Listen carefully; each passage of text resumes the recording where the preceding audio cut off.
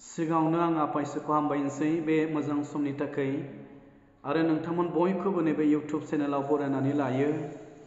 आङो बिमाफोरनि अननायखौ गोसोखांनानै बे मेथाइखौ रोजाबनो गोसो जादों। आसा खालामदों बे मेथाइखौ खोनासंग्रा साफ्रोमनिबो सायाव इसोरनि बोर आरो आशीर्बादना गोग्लैगोन। मेथाइनि गिबि सिरि नों अनसुलि।